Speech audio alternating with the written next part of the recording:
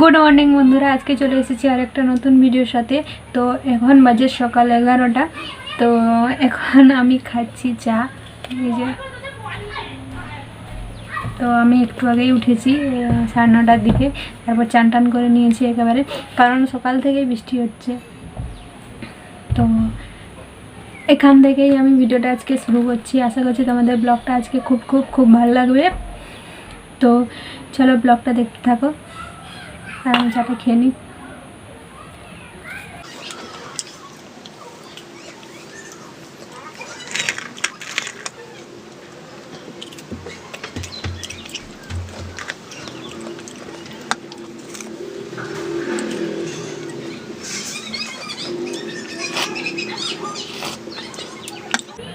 তো আমি চাটা খেয়ে নিই, আর আজকে আমি বানাবো হচ্ছে বিরিয়ানি। তোমরা সবাই জানো বিরিয়ানি আমার ফেভারিট, আর আমার মারও ফেভারিট, কিন্তু আমার মা বাড়িতে বানানোটা বেশি খায় দোকানের থেকে। তো আজকে সবাই হ্যাপি, আর আজকে আমি বানাচ্ছি বিরিয়ানি, তো তোমাদের সাথে শেয়ার করব। আর এর আগেও আমি একদিন শেয়ার করেছিলাম, তো তবুও চলো আজকেও শেয়ার করবো তোমাদের সাথে। আশা করছি ব্লগটা তোমাদের অনেক অনেক অনেক ভালো লাগবে। তো দেখা হচ্ছে কিছুক্ষণ পর। তো আজকে আমি নিয়েছি ইন্ডিয়া গেট বাসমতি রাইস, এই চালটা নিয়েছি। আর তোমরা বিরিয়ানি লুজ চালও বাজারে কিনতে পাওয়া যায়, ওটাও নিতে পারো। তো আমাদের এখানটা ছিল না, তার জন্য এটাই নিয়েছি। এটাতেও খুব ভালো হয় বিরিয়ানি। তো এই যে বাটিটা দেখতে পাচ্ছ, ওই বাটিটায় আমি 4 বাটি নিয়েছি এখানে।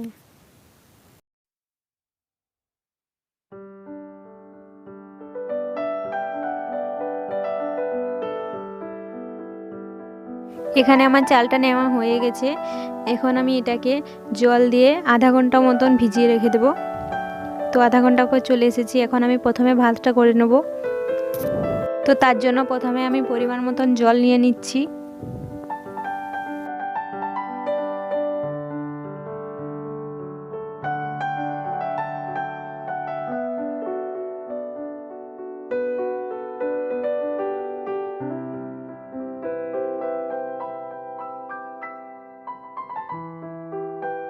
তো আমি এখন দিয়ে দিচ্ছি রিফাইন্ড অয়েল, যাতে ভাতটা ঝরঝরে হয়, লেগে না যায় একটার সাথে আর একটা ভাত, তার জন্য। আর এখন দিয়ে দেবো পরিমাণ মতন নুন। নুনটা একটু বেশি করেই দিতে হবে।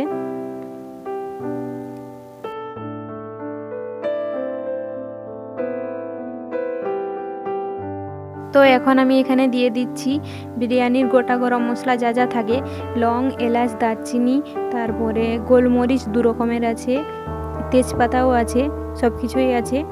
তো সব কিছু এখানে দিয়ে দিলাম। এখন চালটা ছেড়ে দেব।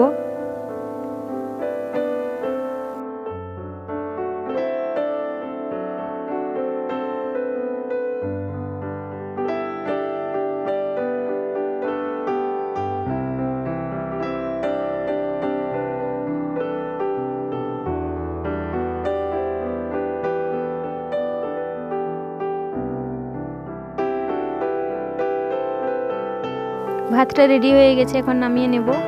আর এখানে দেখো পেঁয়াজ কেটে রেখে দিয়েছি ঝুরি ঝুরি করে, এগুলো আমি বেরেস্তা করে নেব। আর এখানে আছে দেখো মশলা, লঙ্কার পেস্ট করেছি, জিরে আর আদা রসুনের পেস্ট। তো এখন দেখো প্রেসার কুকারে আমি আলুগুলো সেদ্ধ করে নেব। আলুগুলোকে আমি কাঁটা চামচ দিয়ে ভালো করে একটু ফুটো ফুটো করে নিয়েছি, তার জন্য সেদ্ধটা তাড়াতাড়ি হবে, ভালো করে সেদ্ধ হবে, আর নুনটাও ঢুকবে আলুর মধ্যে। তো এখানেও নুনটা দিয়ে দিচ্ছি, একটু বেশি করেই দেব। তারপরে হলুদ দেব। হলুদটা দিলে কি হবে, কালারটা আসবে, নাহলে কালারটা আসবে না। পরে যদি তুমি হলুদ দিয়েও ভাজো তাহলেও কালারটা আসবে না। তো হলুদ দিয়ে সেদ্ধ করলে কালারটা ভালো আসবে।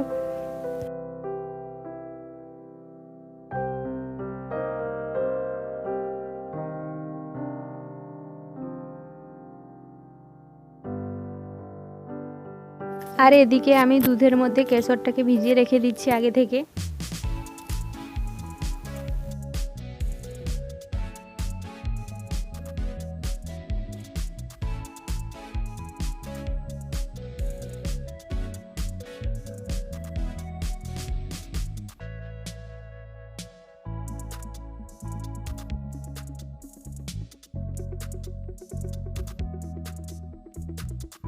এখানে দেখো কড়াইতে তেল দিয়ে দিয়েছি আর পেঁয়াজটাকেও দিয়ে দিলাম। এখন আমি বেরেস্তা করে নেব, তারপরে আলুটাকে ভেজে নেব।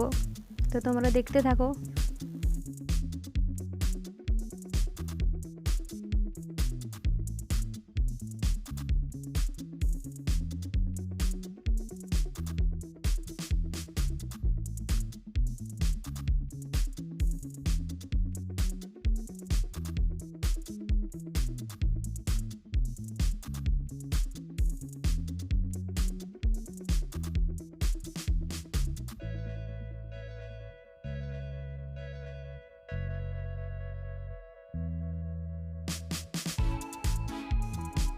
তো আলুটা আমার ভাজা হয়ে গেছে। এখন আমি তেলের মধ্যে গোটা গরম মশলাও দিয়ে দিয়েছি, লং, এলাচ, দারচিনি আর গোলমরিচ। তো এখন পেঁয়াজ দিয়ে ভালো করে একটু ভেজে নিচ্ছি, তারপরে মশলাটা দিয়ে কষিয়ে নেব। তো দেখো মশলা দিয়ে কষানো হয়ে গেছে আর মাংসটা আমি দিয়ে দিয়েছিলাম, তো ওটা তোমাদের সাথে শেয়ার করিনি। এখানে মাংসটা আমি ভালো করে কষিয়ে নেব। আর পেঁয়াজটা দেখেছো, যখন মশলাটা আমি করছিলাম তখন পেঁয়াজটা একটু কম দিয়েছি, কারণ এই বেরেস্তাটা দেবো বলে। দিয়ে এখন ভালো করে মাংসটাকে কষিয়ে নেব, জল ছাড়াই করব।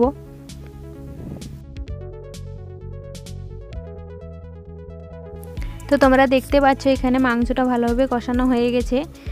তো এখন আমি লেয়ার তৈরি করে নেব। এখানে দেখো প্রথমে এটা আমার মাকে দিয়ে করাচ্ছি। তো প্রথমে আমি দেব ঘি, তারপরে দেব ভাত। তো এটা সবাই জানে, তবুও আমি দেখিয়ে দিচ্ছি।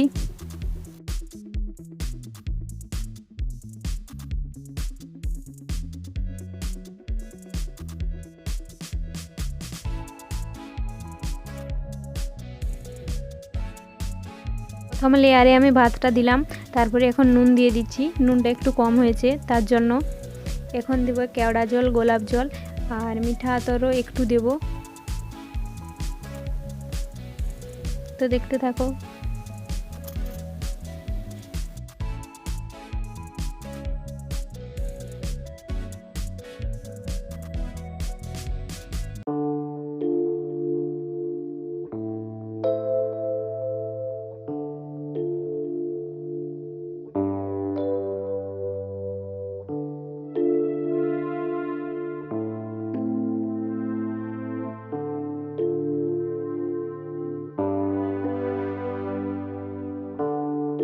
এখন দিচ্ছি বিরিয়ানি মশলা।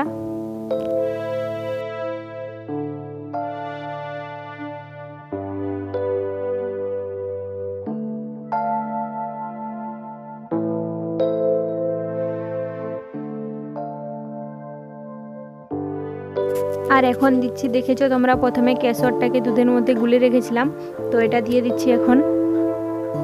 আর দেব মিঠা আতর।